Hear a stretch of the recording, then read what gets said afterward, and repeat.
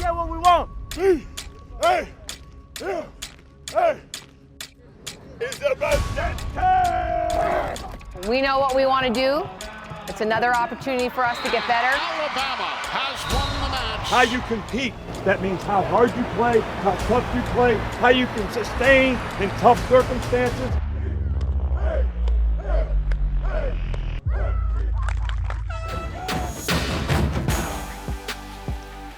Welcome to Tide TV This Week, brought to you by Renaissance Bank. I'm Christopher England alongside Maggie Hetzel. It felt like we just started football with fall camp. Now we're already through week 2, and may I add, that was a very warm week 2. It was very hot on Saturday, and Alabama may have gotten off to a slow start in the season opener against Duke, but the Crimson Tide wasted no time getting on the scoreboard in the home opener against New Mexico State.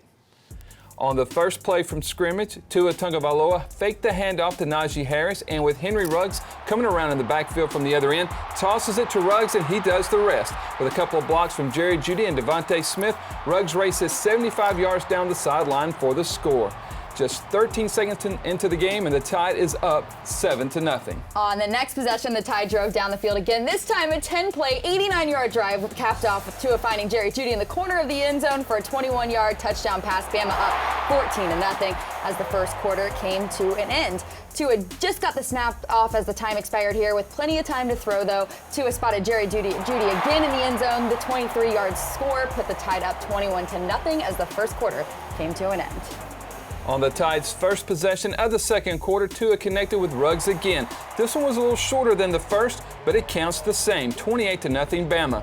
On New Mexico State's next possession, the Alabama defense came up with a big turnover. Patrick Surtain made a leaping grab with a Josh Atkins pass for the interception.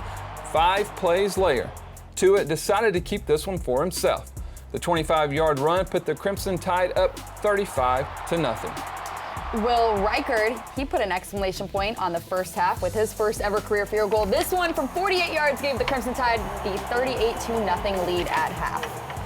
The Tide continued rolling in the second half on Bama's first possession of the third quarter. Najee Harris capped off a 9-play, 55-yard drive with the 8-yard touchdown run. After a New Mexico State touchdown, it was Jerry Jeudy again. For his third touchdown of the game, he was on fire this time for Mac Jones to put Bama up big, 52-7. Later in the third, Will Reichard connected from long range once again, this time from 49 yards out. With the clock winding down in the third quarter after an Aggies punt, Keelan Robinson needed just one carry, 74 yards for the score. That was the true freshman's first career touchdown. Robinson's touchdown made it 62-7. Crimson Tide. New Mexico State added a field goal to round out the scoring as the Tide rolled big in their home opener, 62-10. It was a good win for our team. I think we challenged our players to go out and see if we could be a dominant team in every facet of the game, and we challenged our players individually to see if they could dominate their box. And I think there were times in the game where I thought we did that. I thought we started out big play to start the game on offense, pretty good drive. The second time we had the ball, I think there were times when we got a little sloppy. I think we got really sloppy at the end of the game when we played a lot of twos, and I was not pleased with the way they executed. Our expectation for those guys is that they play the same standard that everybody else does. They practice, they know what to do. They should go out there and execute. And we didn't move the ball on offense. We didn't take the air out of it at all. We didn't take any time off the clock. We didn't make any first downs. And the defense, never stopped them, the last 10 minutes of the game. But we got to play a lot of players, so that'll be a good experience for them. This was a good performance for our team, and I think the question everybody should ask themselves, did I play better this week than I played the week before? And that means you prepared right, you had the right focus, you played with the right intensity in the game, and if you can say that, then we're getting better as a team. On offense, Alabama outgained New Mexico State 603 yards to just 262. The Crimson Tide had an impressive 318 yards rushing, averaging 9.9 yards per rush. Tua completed 16 of 24 passes for 227 yards and 3 touchdowns. And Jerry Jeudy had a career-high 3 touchdowns with 8 receptions for 103 yards. Henry Ruggs added 141 total yards and 2 touchdowns of his own, with 1 on the ground and 1 receiving. Defensively, the Tide held the Aggies to just 101 yards rushing, 161 yards through the air. Defensive end Raekwon Davis and defensive back Xavier McKinney tied for the most tackles with 6 each. Defensive back Patrick Surtain came up with his first interception of the season while also forcing a fumble. With the win over New Mexico State, Alabama has defeated 84 consecutive unranked teams under Coach Saban, the longest streak in FBS history. Now let's take a look at some ranked teams in this week's top 25 polls. And in this week's Associated Press poll, 3 of the top 4 teams are from the SEC. The Crimson Tide is still number 2 this week, receiving 6 of the 62 first-place votes. Behind the Tide is Georgia at 3, and with a big win over Texas, LSU jumps up 2 spots to number 4. Auburn is 8th, and the Florida Gators are 9th. That gives the SEC 5 of the top 9 teams. Texas A&M rounds out the SEC teams as the Aggies drop 4 spots to number 16. Over in the coaches poll, 3 of the top 5 are from the SEC. The Tide received 3 of the 63 first-place votes. Georgia is 3rd, but LSU was voted 5th by the coaches. Florida is ahead of Auburn at 8, with the Tigers coming in at 9. Texas A&M is 15, and the coaches have Mississippi State in their top 25. The Bulldogs enter this week's ranking at 23. And we have a kickoff for next week's matchup with Southern Miss. It's going to be an early one. Grab your coffee, your bacon. The Tide and the Golden Eagles will kick off at 11 a.m. and the game will be broadcast on either ESPN or ESPN2. Well, you don't want to miss this. Coming up next, we'll give you an all-access look into the Tide's home opening win over New Mexico State. TideTV this week is brought to you by ATI. Built by Bama. Rebuilt by ATI Physical Therapy. Ford and the F-150. Tough runs in our family. See your local Ford dealer today. AFS, a Bayless company. Your foundation and waterproofing specialists. Serving you since 2000. First home game in Bryant-Denny Stadium of the season, and never less in Alabama fashion, it was over 100 degrees on the field. Not only was it hot on the field, but with 603 total offensive yards, Alabama's offense was on fire too. Let's take an all-access look at Alabama's win over New Mexico State. It's brought to you by ATI. Welcome to Bryant-Denny Stadium in Tuscaloosa. It is game day for the Alabama Crimson Tide. Today, for the first time ever, meeting the Aggies of New Mexico State. How do you prepare and just not take the day for granted? The first thing you look to do is say it doesn't really matter who we're playing. We've got to correct those mistakes that took place. It doesn't matter that if it's LSU, we're playing New Mexico State, you go out there and you got to execute.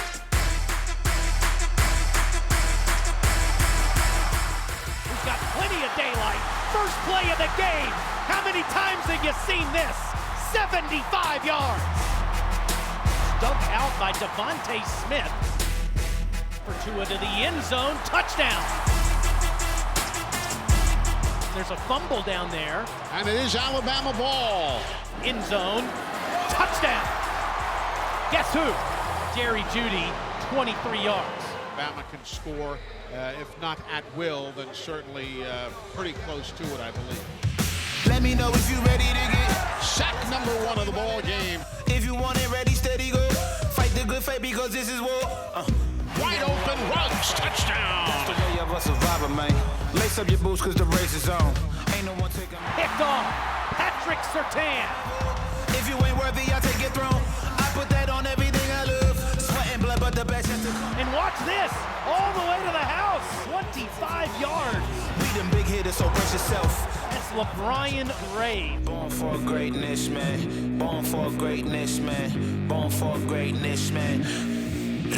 Hold up. Places is bitter, but victory sweet. Come for something fire under my feet. See it internally, seeing's believe. Not what you hear because vision is. Turns it north and south. He is in for the touchdown. Mac Jones getting ready to play quarterback. Gets this one in stride to Waddle. Breaks a tackle and carries a man in for the touchdown. Knocked out of the hands of the receiver, recovered by Alabama, and the Tides got it at the 35-yard line. Big hole, turn on the afterburners. And he's got daylight. See ya.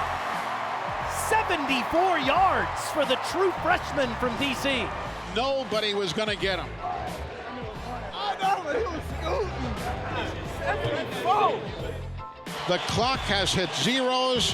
Bama will win it by a final of 62-10. I know going into this game you said you wanted to see your offense come out and have a cleaner start. Were you pleased overall with their offensive execution? We got sloppy after the first couple of drives, so, I'm never pleased. I'm not disappointed, but I'm not pleased. So we got a lot of things to work on. We got to work on trying to get better. 1, 2, 3, TideTV This Week is brought to you by ATI. Built by Bama. Rebuilt by ATI Physical Therapy. The University of Alabama, where legends are made. Welcome back. Alabama football hits the road this weekend for their SEC opener. The Tide travels to Columbia to take on South Carolina. The Crimson Tide and Gamecocks have met only 15 times, with Alabama holding a 12-3 all-time series advantage. The last time Alabama and South Carolina met was in 2010 in Columbia. The Gamecocks upset the #1 ranked Crimson Tide 35-21. But a lot has changed since then. Steve Spurrier is no longer on the sidelines in Columbia.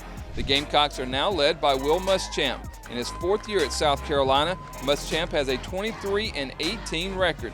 His 22 wins in his first 3 years at South Carolina is more than any coach in Gamecock history. Muschamp and Coach Saban are very familiar with one another. Muschamp served as defensive coordinator under Coach Saban at LSU from 2001 through 2004 and with the Miami Dolphins in 2005. Muschamp is 0-2 against Coach Saban, with both losses coming with Muschamp as head coach of the Florida Gators. This season, South Carolina enters the matchup 1-1. The Gamecocks never trailed against North Carolina in the season opener until the Tar Heels scored the game-winning touchdown with just 8 minutes left in the contest. North Carolina scored 15 unanswered points for the 24-20 comeback victory. Last week, South Carolina bounced back as the Gamecocks set school records with 493 rushing yards and 775 yards of total offense in the 72-10 win over Charleston Southern. Returning starting quarterback Jake Bentley was injured on the final play of the game against North Carolina. That opened the door for true freshman Ryan Helinski. In his first career start last week against Charleston Southern, Helinski completed 24 of 30 passes for 282 yards and 2 touchdowns with 1 interception. Freshman quarterback out there. He's a good athlete. He's got a good arm. He was very accurate. He made good decisions. He got rid of the ball. He got the ball out of his hand quickly. And he executed the offense extremely well. Alabama leads the SEC in total offense, averaging 557 yards per game. But South Carolina is close behind, tied with LSU for second with 522 total yards per contest. That is due to the Gamecocks' SEC leading rushing attack. South Carolina leads the league, averaging 9 yards per carry and 310 yards per game. Freshman Kevin Harris leads the Gamecocks, averaging a ridiculous 24.5 yards per carry for 147 yards per game. Defensively, South Carolina has not allowed a touchdown in the first 3 quarters, outscoring their opponents 71-12. And in the red zone, Carolina has allowed just 2 touchdowns in 6 red zone attempts.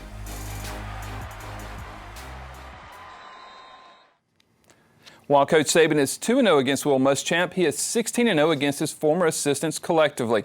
And since that loss to South Carolina in 2010, the Tide has been undefeated against teams from the Eastern Division of the SEC, winning 24 in a row. Kickoff in Columbia is scheduled for 2:30 Central. The game will be broadcast nationally on CBS. Stay with us. We'll have more Tide TV This Week coming up next.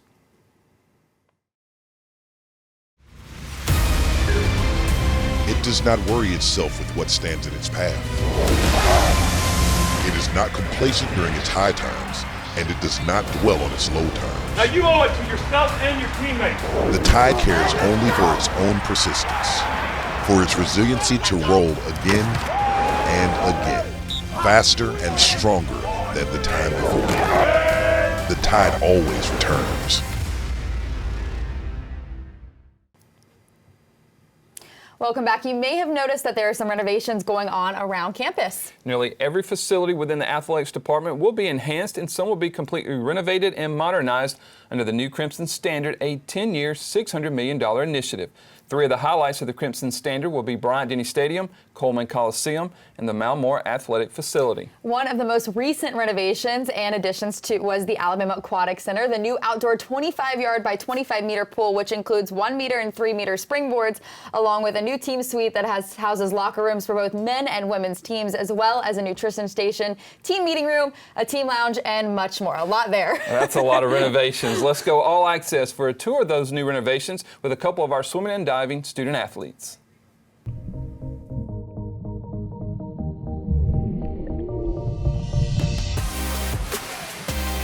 So this is our new locker room. It's a lot more space than what we previously had. Oh man, look at this. Look at this, man.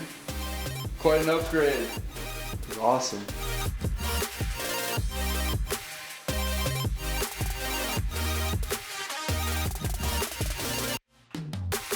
How cool is this? We got whatever you need. We got it here. Like the sign says, built by Bama.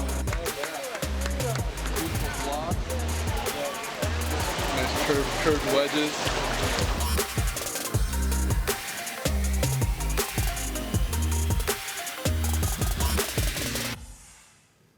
The renovations to the Don Gamber Olympic Pool are currently underway and are scheduled to be completed by the end of November and will include new diving platforms, an athletic training room, a new pool deck surface, and much more. When finished, the new Alabama Aquatic Center will give the Crimson Tide one of the nation's top facilities. Stay with us. We'll have more Tide TV this week coming up next. Who's got plenty of daylight.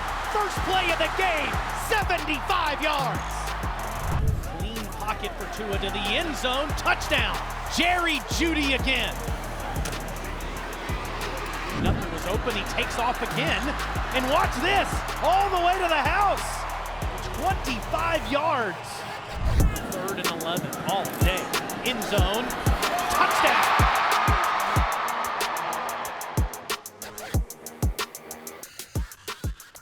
Those were our BBVA top plays of the week. Now let's take a look at our players of the week, brought to you by Payless Drugs. Jerry Jeudy led all Crimson Tide wideouts once again. This week, Jeudy had 8 catches for 103 yards and a career-high 3 touchdowns. In 2 games this season, Jeudy has 18 receptions for 240 yards with 4 touchdowns. And we go with a freshman playing his first game in Bryant-Denny Stadium. Kicker Will Reichard totaled 14 points in his home opener. Reichard finished with a perfect 8 of 8 on PATs and added 2 field goals, 1 from 48 yards and 1 from 49. Reichard also had touchbacks on 9 of his 10 kickoffs. Now let's take a look at next week's schedule for the Crimson Tide. What's next is brought to you by Renaissance Bank. Women's golf opens their season on Monday at the Nika Intercollegiate at the University of Minnesota. On Tuesday, men's golf will take on Army in the Busch Cup in Birmingham. Volleyball returns home on Tuesday to host Kennesaw State at 7 p.m. On Friday, men's tennis will begin play in 2 tournaments. Some of the Tide will compete at the Milwaukee Tennis Classic in Wisconsin, while the rest will take part in the Gamecock Rank +1 in Columbia, South Carolina. Also on Friday, men's golf begins competition in the Olympia Fields Fighting Illini Invitational in Illinois, and volleyball hits the road again. The Tide travels to Tallahassee to take on Florida State at 5. There's a lot of action this week. Football returns home to take on Southern Miss at 11 on Saturday, and soccer travels to Fayetteville to take on the Razorbacks at 2. Thanks again for joining us for another episode of Tide TV This Week. Have a great week, everybody. Roll Tide. Roll Tide. This has been a presentation of Learfield IMG College.